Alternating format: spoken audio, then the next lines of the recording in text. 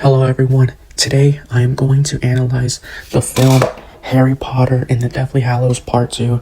We'll look at how the director used filmmaking techniques like camera work, lighting, and editing to tell the story and create the mood.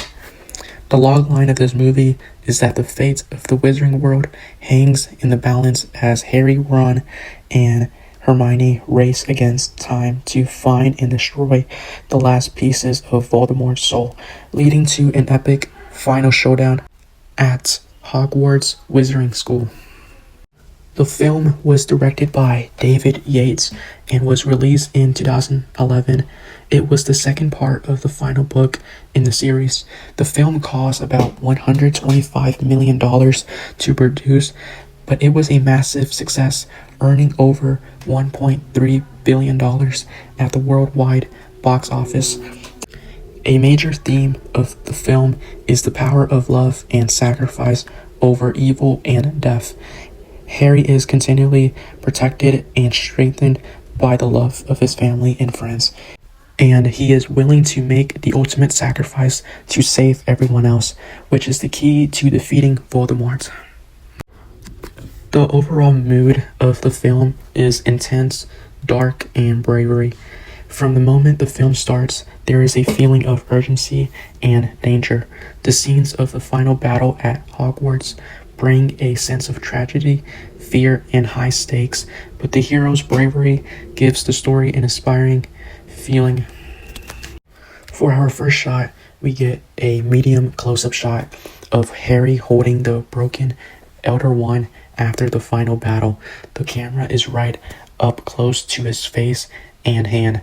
This forces us to focus on the object and his emotions, showing us how important this final act of letting go is. For our second shot, we have a wide shot to show the Death Eaters and Voldemort standing on the hill outside of Hogwarts, showing the entire landscape. This makes the castle look small against a large group of enemies, which quickly builds the tension for the war that is coming.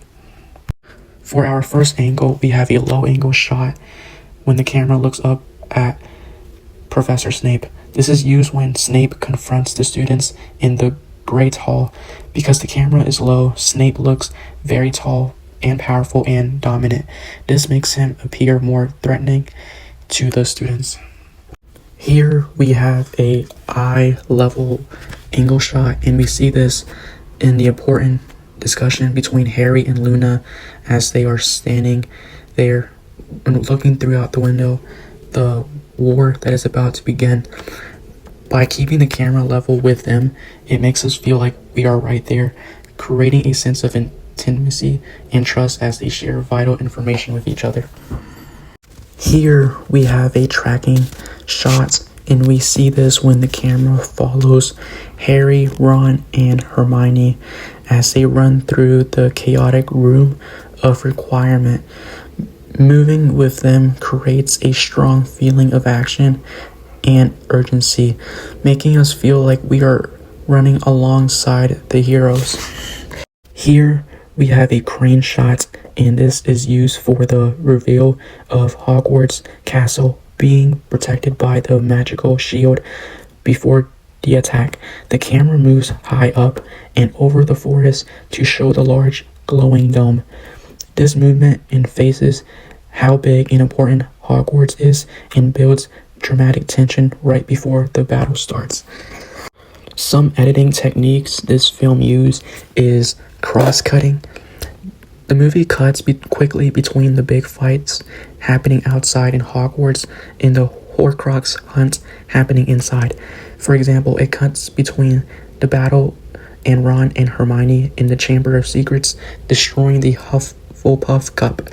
This builds suspense by showing the extreme danger the heroes face in both locations.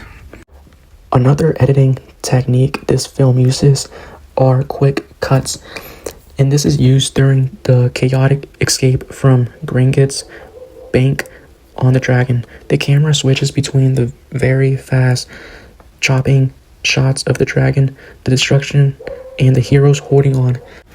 This rapid pace makes the escape feel dangerous and thrilling. Here in this scene where Snape reveals his memories to Harry, the lighting is very low-key, specifically when we see young Snape kneeling over Lily's body.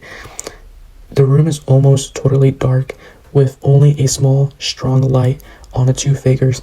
The shadows create a sad and mysterious mood, which helps explain the tragic secret behind Snape's actions. Med-key lighting is also used in the final duel between Harry and Voldemort at dawn. When they stand opposite each other, the background is smoky and dark, with very little light hitting their faces. This cold, dark light creates a serious and dramatic mood in the heavy shadows and faces the gravity of their final fights.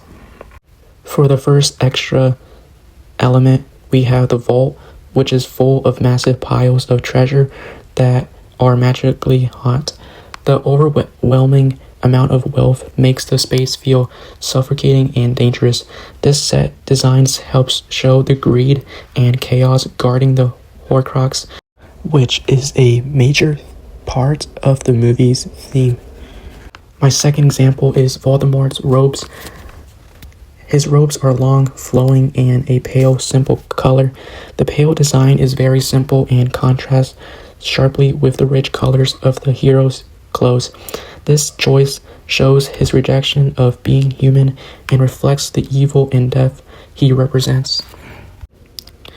To wrap up, the main theme of Harry Potter and the Deathly Hallows Part 2 is using the power of love and doing what is right to do to defeat evil.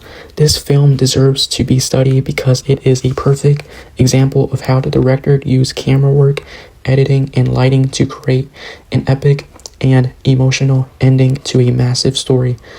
The dark style and focused camera work pull the audience into the urgency of the final battle. It's a hugely successful film whose technical choices deliver a satisfying end while deeply exploring important themes of courage and friendship.